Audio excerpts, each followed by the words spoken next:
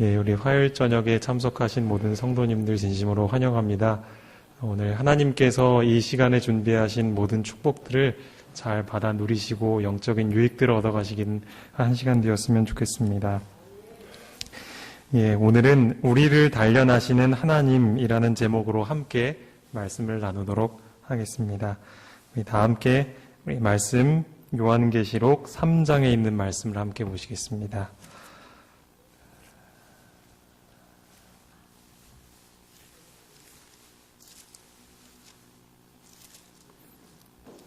요한계시록 3장 15절부터 17절까지 있는 말씀을 함께 읽겠습니다.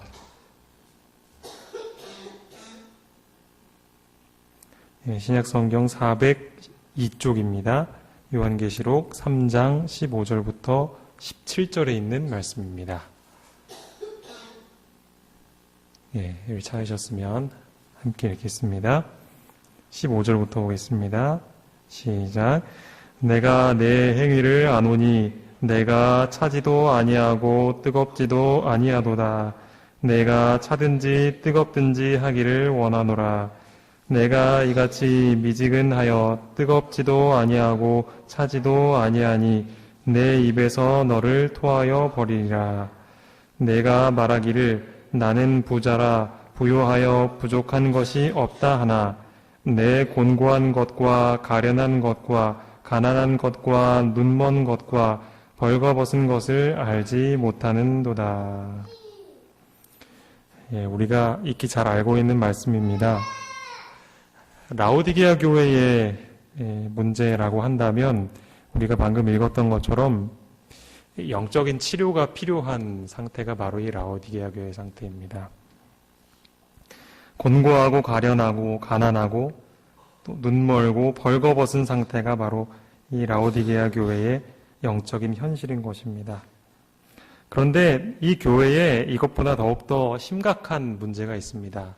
그것이 무엇이냐면 그러한 부족한 상황임에도 불구하고 자신이 부요하다라고 착각을 하고 있는 것입니다. 아무리 첫 번째 문제를 해결하려고 해도 자신이 아무런 문제가 없다고 생각한다면 치료를 할 수 없는 것입니다. 예전에 저희 부모님들께서 몸이 아프실 때 이런 말씀을 자주 하셨습니다. 분명히 겉으로는 아프신데 어머니 어디 아프세요? 아니면 아버지 어디 아프세요? 라고 여쭤보면 아니야 나 아픈 데 없다고 이렇게 얘기를 하시는 겁니다. 이제 나중에 어릴 때는 이제 그걸 잘 몰랐습니다. 아, 정말 안 아프신가 보다. 근데 커서 생각을 해보니까 그게 정말 아프신데도 안 가시는 거더라고요. 계속해서 아무리 권해도 괜찮다 그냥 집에서 쉬면 된다고 그렇게 말씀을 하시면 아무리 가족의 입장으로서도 강제로 어머니나 아버지를 병원으로 모시고 갈 수는 없었습니다. 라오디게아 교회 문제도 마찬가지였습니다. 자신이 영적인 치료가 필요한 상태임에도 불구하고 자신은 그렇게 치료를 받을 필요가 없다라고 생각하는 것이 더 큰 문제였습니다. 이러한 라오디게아 교회의 문제를 해결하기 위해서 하나님께서 제시하신 방법이 바로 18절에 나옵니다. 우리 아까 읽으신 3장 말씀에서 18절에 있는 말씀 함께 보시겠습니다. 읽겠습니다. 자, 시작. 내가 너를 권하노니 내게서 불로 연단한 금을 사서 부요하게 하고 흰 옷을 사서 입어 벌거벗은 수치를 보이지 않게 하고 안약을 사서 눈에 발라보게 하라. 하나님께서 주신 처방은 바로 불로 연단한 금을 사서 부요하게 하라라는 것입니다. 이렇게 하면 이 라오디게아 교회의 문제를 해결할 수 있다는 것입니다. 그렇다면 여기서 말하는 불로 연단한 금이란 무엇을 의미하는 것일까요? 우리 말씀을 하나 더 찾아보도록 하겠습니다. 신약성경 베드로전서 1장에 있는 말씀입니다.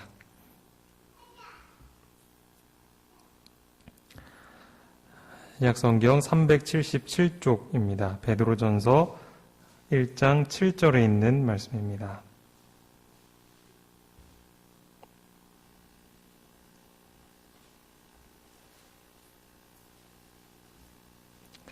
베드로전서 1장 7절에 있는 말씀 함께 읽겠습니다. 자, 시작. 너희 믿음의 확실함은 불로 연단하여도 없어질 금보다 더 귀하여 예수 그리스도께서 나타나실 때에 칭찬과 영광과 존귀를 얻게 할 것이니라. 이 말씀에서 베드로는 이 불로 연단하여도 없어질 금보다 더 귀한 것이 있는데 그것이 바로 너희 믿음의 확실함이라고 이렇게 이야기를 하고 있습니다. 바로 우리의 영적인 결핍을 해소할 수 있는 열쇠가 바로 이 확실한 믿음에 있다라는 것입니다.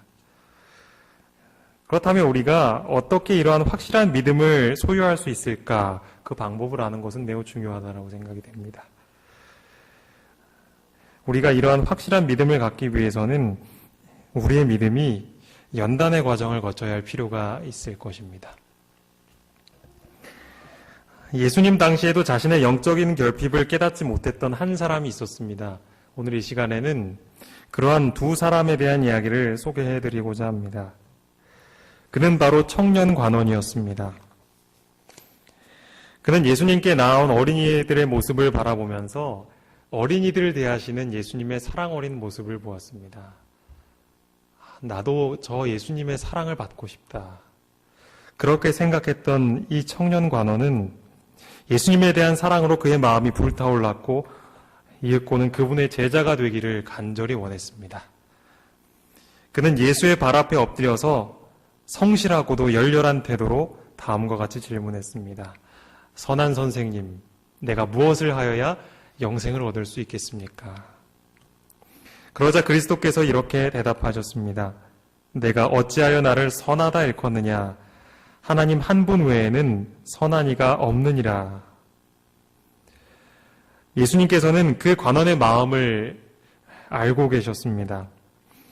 그 마음 가운데는 자기를 선하다고 하는 생각이 있음을 예수님께서는 발견하셨고 또 그런 사고방식을 그 마음 가운데서 뽑아내기 위하여서 이런 말씀을 그에게 하신 것입니다. 이 관원은 자기 자신의 의를 높이 평가했습니다. 나처럼 열심히 계명을 지키는 사람, 이 정도면 괜찮지 않은가라는 생각을 그의 마음 가운데 가지고 있었습니다. 자신에게는 어떠한 결점도 없다라고 생각을 했습니다. 그래서 예수님께서 사람의 의무를 보이는 몇 가지 계명을 말씀하셨습니다.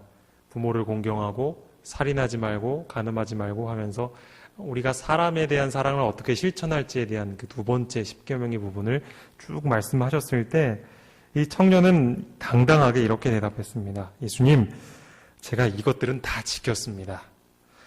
아직도 저에게 부족한 것이 무엇입니까?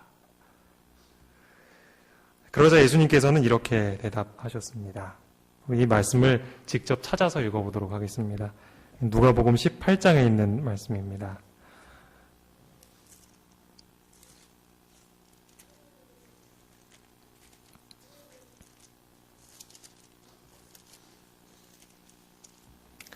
신약성경 누가복음 18장 22절입니다.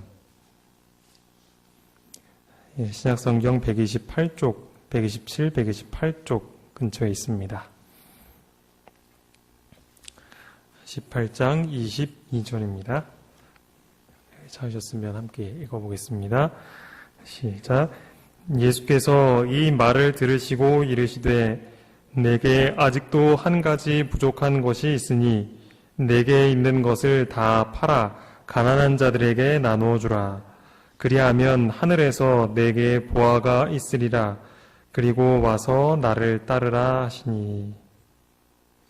이 청년 관원은 앞서 말씀드렸던 것처럼 예수님의 사랑을 너무나도 간절히 원했습니다. 하지만 그것을 위해서 자신이 모든 소유를 포기해야만 한다라는 것을 알게 되었을 때 그것이 너무나 아깝다라는 생각이 들었습니다. 청년 관원은 예수님의 말씀을 통해서 이전까지는 알지 못했던 자기 자신에게 있었던 그 부족이 무엇인지를 깨닫게 되었습니다. 나에게도 부족한 것이 있구나라는 것을 그제서야 알게 된 것입니다. 그가 이제까지 열심히 지켜왔던 계명들이 하나님을 위한 것이 아니라 모두 자기 자신의 이익을 위한 것이었음을 그가 알게 되었습니다. 영생을 얻기 위해서 무엇이라도 할 수 있을 것 같았던 자신이 막상 내가 무언가를 포기해야 한다라는 말을 듣게 되었을 때 그 앞에서 흔들리고 있는 자신의 모습을 발견하게 된 것입니다. 예수님께서는 그 청년에게 자신의 부족함을 일깨워 주시는 한편 그가 갖고 있었던 그 잘못된 사고방식을 고쳐주기를 원하셨습니다.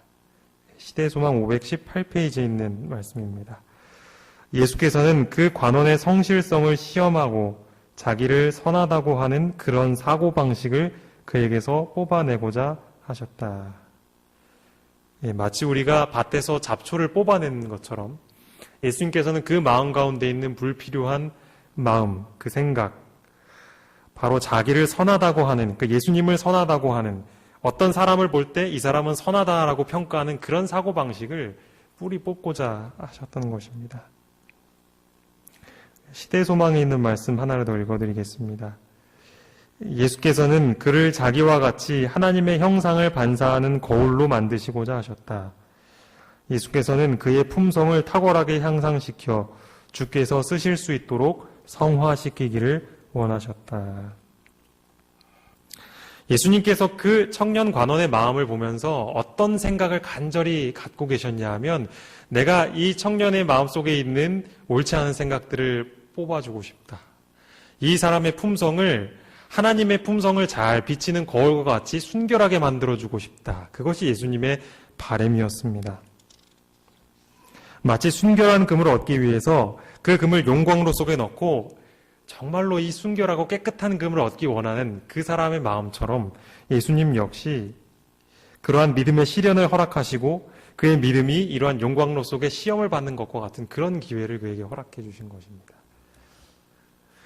시대소망 519쪽에는 그리스도께서는 이 사람에게 하나의 시험을 주셨다라고 했습니다. 이것은 분명히 그 청년에게 시험이었습니다. 성경은 시험을 가리켜서 불의 비유를 합니다. 베드로전서 4장 12절을 보면 사람을 연단하기 위해 오는 불시험에 대해서 언급을 하고 있습니다. 바로 이와 같은 불과 같은 시험, 그의 믿음을 녹여서 불순물을 걸러내고 좀 더 순수하고 순결한 믿음을 만드는 그 시험이 그 청년에게 찾아온 것입니다.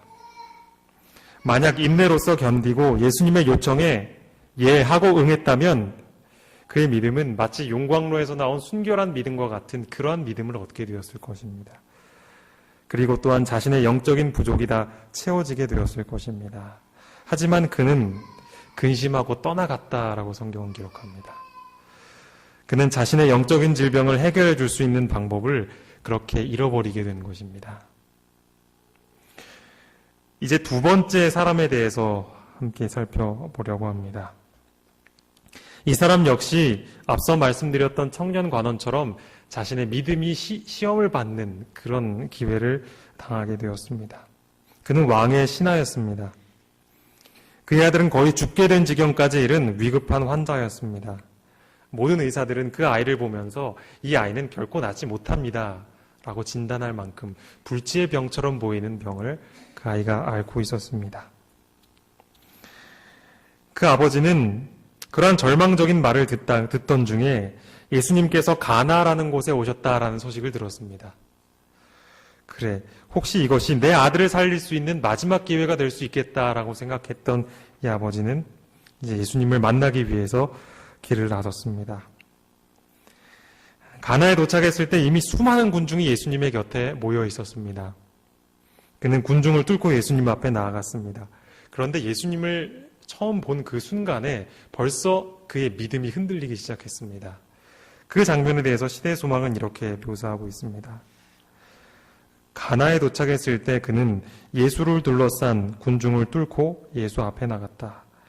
그의 믿음은 먼지 묻고 여행으로 헤어진 평범한 옷을 입은 사람을 보았을 때 흔들렸다. 그는 이 사람이 과연 자기가 간구하러 온 그런 일을 행할 수 있을까를 의심하였다. 이 아버지가 보기에 예수님의 외모는 정말 이 불치의 병이라도 어떤 병이라도 치유할 수 있는 어떤 유명한 의사 선생님과 같은 그런 모습이 아니었습니다. 그의 믿음은 흔들렸습니다. 과연 이 사람이 내 아이의 병을 고칠 수 있을까 하는 생각이 그의 마음속에 들었습니다. 하지만 예수님께 자신의 용모를 말하고 그는 자신의 집으로 가서 아이를 고쳐주실 것을 예수님에게 요청했습니다. 이 아버지의 마음을 꿰뚫어 보셨던 예수님께서는 그 아버지의 마음 가운데도 믿음이 있었는데 그 믿음이 조건적인 믿음이라는 것을 보게 되셨습니다. 만약에 예수님께서 이 사람의 요청을 받아들이지 않는다면 이 사람은 나를 메시아로 받아들이지 않겠구나라는 것을 알고 계셨던 것입니다. 이 아버지가 고민으로 마음을 졸이면서 예수님의 대답을 기다리고 있었습니다. 그때 예수님께서 이렇게 대답하셨습니다. 너희는 표적과 기사를 보지 못하면 도무지 믿지 아니하리라. 그것은 바로 그 아버지의 믿음을 책망하는 말이었습니다. 예수님께서는 어떻게 자신의 아들의 병을 고치기 위해 찾아와서 부탁하는 이 사람에게 이런 말씀을 하실 수 있으셨을까요? 이 말씀에는 이 아버지를 향한 예수님의 분명한 목적이 숨어 있었습니다. 시대소망 198쪽에 있는 말씀을 읽어드리겠습니다. 예수께서는 더욱 큰 선물을 주시고자 하셨다. 예수께서는 그 아이를 고칠 뿐만 아니라 그 군관과 그의 가족이 구원의 축복에 참여하는 자들이 되어서 머지않아 예수께서 친히 일하실 밭이 될 가버나움에 불을 붙여주기를 원하셨다. 그러나 그 신하는 그가 그리스도의 은혜를 구하기 전에 자기의 필요를 깨달아야만 되었다. 이 왕의 신하는 그의 나라의 많은 사람들을 대표했다. 그들은 이기적인 동기에서 예수에 대하여 관심을 가졌다. 그들은 그리스도의 능력을 통하여 어떤 특별한 유익을 받기를 바랬다. 그러나 그들은 이 세속적인 요청을 수락하시는 여부에 그들의 신앙을 걸었다. 그들은 그들의 영적 질병에 대하여 무지하였으며 하나님의 은혜가 그들에게 필요하다는 것을 깨닫지 못했다. 비록 예수님께서 그에게 책망의 말씀을 하셨지만 예수님께서는 그 아버지에게 선물을 주기를 원하셨습니다. 구원의 축복을 주기를 원했습니다. 하지만 예수님께서 주시는 그 선물을 받기 위해서는 먼저 그 아버지의 마음이 준비가 되어야 했습니다. 그 아버지는 자기 자신이 이러한 조건적인 믿음을 갖고 있다라는 사실조차 알지 못했습니다. 그런데 예수님께서 이 책망의 말씀을 하셨을 때 그는 자기 자신을 돌아보게 되었습니다. 그렇구나. 내가 가지고 있는 이분에 대한 믿음이 이런 믿음이었구나. 나를 위해서 어떤 기적을 보여주지 않으시면 나는 이분을 받아들이지 않으려는 그런 믿음을 내가 갖고 있었구나라는 사실을 이 아버지가 갖고 있었다라는 것입니다. 예수님께서 자신의 요청을 수락하시면 그분을 받아들이고 수락하지 않으시면 그분을 받아들이지 않을 것이다 라는 믿음이 바로 그의 믿음이었습니다. 예수님께서 그 아이를 고쳐주시기 이전에 먼저 이 아버지의 영적인 질병이 고쳐져야 했던 것입니다. 아까 청년관원이 겪은 것과 같은 그러한 불과 같은 시험이 바로 이 사람에게 찾아왔습니다. 그가 겪은 시험에 대해서 시대소망은 이렇게 설명하고 있습니다. 그 신하에게 하신 구주의 말씀은 섬광처럼 그의 마음을 적나라하게 드러냈다. 그는 예수를 찾는 자기의 동기가 이기적이었다는 것을 깨달았다. 그의 흔들리는 믿음의 실상이 그의 앞에 드러났다. 심히 비탄 속에서 그는 자기의 의심이 아들의 생명을 희생시킬지도 모른다는 것을 깨달았다. 그는 자기가 모든 생각을 통찰하시며 모든 것을 능히 하실 수 있는 분 앞에 나와 있다는 것을 알았다. 그는 괴로워하는 탄원으로 주여 내 아이가 죽기 전에 내려오소서라고 부르짖었다. 그의 믿음은 마치 야곱이 천사와 씨름하면서 당신이 내게 축복하지 아니하면 가게 하지 아니하겠나이다 하고 외쳤던 때와 같이 그리스도를 굳게 붙들었다. 이 아버지가 그 예수님의 책망을 듣고 너무나도 괴로웠습니다. 왜냐하면 내 부족한 믿음 때문에 내 아이가 죽게 될 것이다라는 생각이 그의 마음속을 짓눌렀기 때문에 그랬습니다. 이미 자신의 마음 상태를 예수님께서 다 알고 계시는 듯한다는 것을 그가 느낄 수 있었습니다. 그래서 그는 마치 야곱이 그랬던 것처럼 당신이 내게 축복하지 않으면 절대 놓지 않겠다고 했던 그 믿음으로 이제 예수님을 굳게 붙들기로 결심했습니다. 예수님께서는 이제 믿음의 싸움을 싸운 그리고 그 시련을 통과한 아버지를 향해서 이런 말씀을 주셨습니다. 가라, 내 아들이 살았다. 그 신하는 전에 결코 맛보지 못했던 평화와 기쁨을 누릴 수 있었습니다. 그리고 예수님께서 계셨던 곳을 떠났습니다.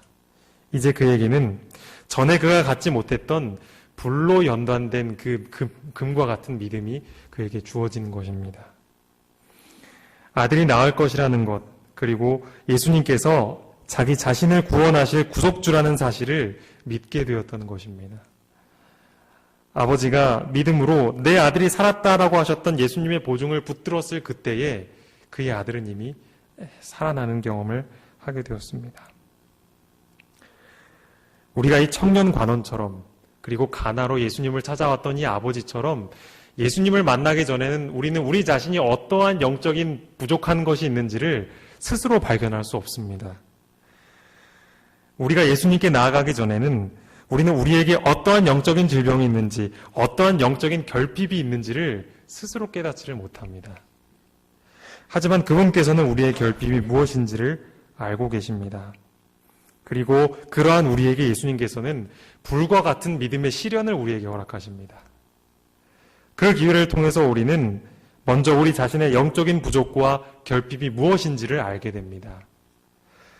우리의 믿음을 집중하고 활용해야만 하는 상황 가운데 우리가 처하게 됩니다. 때로는 방금 말씀드렸던 이 왕의 신하처럼 내가 믿음을 갖지 못하면 누군가가 희생을 당해야 하는 그런 상황 때문에 마음이 짓눌리게 되는 상황 가운데 처하게 됩니다. 때로는 왕의 신하처럼, 그리고 때로는 이 청년 관원과 같은 그러한 상황이 우리에게 찾아오게 되는 것입니다. 하지만 야곱이 그러했듯이 내게 축복을 주시지 않으면 난 결코 주님을 놓지 않겠다라는 그 믿음을 가지고 끝까지 그 불같은 시련을 견뎌내면 우리에게는 바로 이 연단된 금과 같은 믿음이 주어지는 것입니다. 그리고 그 믿음이 우리의 영적인 결핍을 치료해주게 되는 것입니다. 이러한 시험을 통과한 사람의 결과에 대해서 성경은 이렇게 묘사하고 있습니다. 욥기서에 있는 말씀을 함께 보시겠습니다. 구약성경 욥기 23장에 있는 말씀입니다.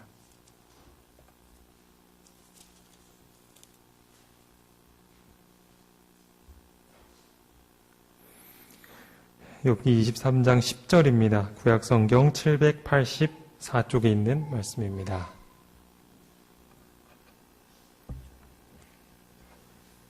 욥기 23장 10절입니다. 우리 찾았으면 함께 읽겠습니다. 시작. 그러나 내가 가는 길을 그가 아시나니 그가 나를 단련하신 후에는 내가 순금같이 되어 나오리라.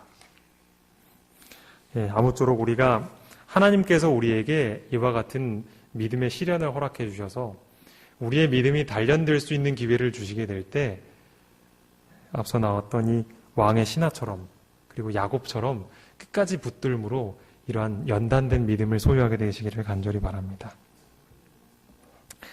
제가 마지막으로 한 이야기를 좀 드리고 마칠까 합니다. 때는 블레셋과 이스라엘이 전쟁을 했던 때였습니다. 이스라엘에는 우리가 잘 아는 왕이었던 사울이 치리하던 시대였습니다. 그리고 당시 블레셋의 왕은 아기스라는 왕이었습니다. 그리고 이제 사울을 이어서 그 다음 왕이 된 이 다윗은 그 당시에는 사울을 피해서 도망 다니던 때였습니다. 그리고 마침 블레셋으로 도망을 하여서 그곳에 망명했던 그때 일어난 일이었습니다. 다윗은 이미 블레셋으로 망명한 상태였기 때문에 자신의 군사들과 함께 이스라엘의 편이 아닌 블레셋의 편이 되어서 자신의 고국인 이스라엘과 싸워야 되는 그런 형편에 있었습니다. 그런데 그런 모습을 못마땅하게 생각했던 이 블레셋의 방백들이 왕에게 나아가 이렇게 요청했습니다. 왕이시여, 저 사람은 이스라엘 사람입니다. 지금은 물론 그런 자기의 본심을 숨기고 우리의 편이 되어 있지만 언젠가는 저 사람이 자신의 고국을 위해서 싸우게 되어서 우리에게 공격을 하게 될 것입니다. 그러니 이번 전쟁에는 이 다윗과 그 군사들을 참여시키지 마십시오. 그렇게 주문을 했습니다. 이 블레셋 왕은 다윗을 굉장히 신뢰를 했기 때문에 이 다윗이 결코 자기를 배신하지 않을 것이라고 믿고 있었습니다. 하지만 이 방백들이 너무나도 강경하게 요청을 했기 때문에 그걸 거절할 수가 없었습니다. 그래서 그는 다윗과 그의 군사들을 자신의 집으로 돌려보내게 되었습니다. 이제 어쩔 수 없이 자신의 집으로 돌아오게 된 다윗과 그의 군사들이 집에 도착했을 때 그들은 생각지도 못했던 장면을 바라보게 되었습니다. 자신들의 집은 불타 있었고 자신들의 가족들은 끌려갔고 자기 재산들은 남은 것이 하나도 없었습니다. 너무나도 갑작스러운 상실의 고통을 그들은 감당해낼 수가 없었습니다. 성경을 보면 그들은 더 이상 울 힘이 없을 정도가 될 때까지 그들은 통곡하며 울었다고 했습니다. 있어야 할 것이 없었을 때의 그 슬픔은 아마도 우리 많은 성도님들께서 아마 경험하셨을 것이라 생각합니다. 하지만 아무리 운다 해도 현실은 바뀌지 않았습니다. 그들의 눈앞에는 여전히 폐허가 된 그 자신들의 집이 있었을 뿐입니다. 백성들은 이제 참을 수 없는 분노와 억울함으로 누구를 바라보았냐 하면 자신들의 지도자인 다윗을 바라보았습니다. 우리가 누구 때문에 지금 이러한 일을 당했는가? 우리 지도자인 다윗 때문에 우리가 이런 수모를 겪어야 하는 것이 아닌가? 그래서 그들은 기었고 자신들의 지도자였던 다윗을 향하여 돌을 들고 그를 치려고 했습니다. 이제 다윗은 그 백성들처럼 자신도 가족을 잃었고 자신도 집과 재산을 잃었고 거기에 이제는 자신을 따르던 백성들마저 등을 돌리고 자기를 죽이려고 하는 상황에 오게 된 것입니다. 너무나도 다급해진 다윗이었습니다. 이 상황을 어떻게 해서든지 해결을 해야 했습니다. 하지만 그때 다윗은 다른 백성들과는 전혀 다른 태도를 취했습니다. 이 말씀을 좀 찾아서 보겠습니다. 구약성경 사무엘상에 있는 말씀입니다. 사무엘상 30장에 있는 말씀입니다.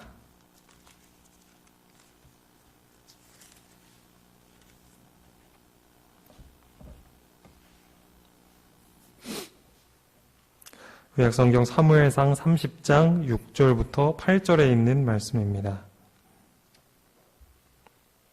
구약성경 460쪽에 있습니다. 사무엘상 30장 6절부터 8절입니다. 제가 읽겠습니다. 백성들이 자녀들 때문에 마음이 슬퍼서 다윗을 돌로 치자 하니 다윗이 크게 다급하였으나 그의 하나님 여호와를 힘입고 용기를 얻었더라. 다윗이 아히멜렉의 아들 제사장 아비아달에게 이르되 원하건대 에봇을 내게로 가져오라. 아비아달이 에봇을 다윗에게로 가져가매 다윗이 여호와께 묻자와 가로되 내가 이 군대를 추격하면 따라잡겠나이까 하니 여호와께서 그에게 대답하시되 그를 쫓아가라. 내가 반드시 따라잡고 도로 찾으리라. 그는 모든 것을 잃어버린 상황 가운데서도 하나님을 기억했습니다. 하나님께서 계시면, 하나님의 뜻이 정말 있다면 우리는 가서 우리의 가족들을 빼앗은 그 백성을 사로잡을 수 있을 것이다 라는 믿음이 그에게 있었습니다. 하나님께서는 반드시 따라잡고 그리고 잃었던 것을 도로 찾을 수 있다라는 보증을 다윗에게 주셨습니다. 이어서 16절부터 함께 읽겠습니다. 사무엘상 30장 16절부터 20절에 있는 말씀입니다. 그가 다윗을 인도하여 내려가니 그들이 온 땅에 편만하여 블레셋 사람들의 땅과 유다 땅에서 크게 약탈하였으므로 말미암아 먹고 마시며 춤추는지라. 다윗이 새벽부터 이튿날 저물 때까지 그들을 치매 낙타를 타고 도망한 소년 400명 외에는 피한 사람이 없었더라. 다윗이 아말렉 사람들이 빼앗아갔던 모든 것을 도로 찾고 그의 두 아내를 구원하였고 그들이 약탈하였던 것 곧 무리의 자녀들이나 빼앗겼던 것은 크고 작은 것을 막론하고 아무것도 잃은 것이 없이 모두 다윗이 도로 찾아왔고 다윗이 또 양떼와 소떼를 다 되찾았더니 무리가 그 가축들을 앞에 몰고 가며 이르되 이는 다윗의 전리품이라 하였더라. 성도 여러분, 이것이 바로 믿음을 가진 한 사람이 얼마나 귀중한가를 볼 수 있는 이야기입니다. 만약 다윗이 이런 믿음을 갖고 있지 못했다면 어떤 일이 일어났을까요? 이 백성들은 결코 자신의 가족들을 찾아올 수 없었을 것입니다. 그리고 다윗 역시 이 맹렬한 노에 사로잡힌 사람들에게 돌에 맞아서 죽게 되었을 것입니다. 하지만 연단된 믿음을 가지고 있었던 이 한 사람, 이 다윗 한 사람 때문에 그들은 자신들이 잃어버렸던 모든 것을 다 회복할 수 있었습니다. 시련의 용광로를 여러 번 거친 다윗이었습니다. 우리는 다윗이 얼마나 많은 시련과 고난을 겪어왔는지 알고 있습니다. 그리고 그가 그 시련 가운데서 어떻게 승리를 했는지, 어떻게 인내를 했는지 우리는 잘 알고 있었습니다. 그리고 그러한 시련의 용광로가 다윗에게 불로 연단하여도 없어지지 아니할 그 금과 같은 믿음을 그에게 주는 것이었습니다. 우리에게 믿음의 시련이 오게 될 때 그것을 우리에게 주신 하나님께 감사하시기 바랍니다. 우리의 결핍과 부족을 보이시고 또 우리의 믿음을 온전하게 하기 위하여 우리에게 그 시련을 허락하셨음을 인하여 감사하시기 바랍니다. 우리가 세상 끝에 만나게 될 환난이 분명 우리가 만나게 될 것입니다. 하지만 우리가 그때에 넘어지지 않고 굳건하게 설 수 있는 힘은 바로 이 은혜의 시기 동안 우리가 겪게 되는 그 믿음의 시련을 어떻게 견뎌느냐에 따라서 우리가 그 믿음을 가질 수도 있고 가지지 못할 수도 있다는 것입니다. 우리에게는 이러한 단련된 믿음이 필요합니다. 하나님께서 우리에게 시련의 기회를 주실 때에 끝까지 견딤으로 우리가 이 마지막 때를 넉넉히 승리할 수 있는 믿음을 소유하게 되시길 바라면서 말씀을 마치겠습니다.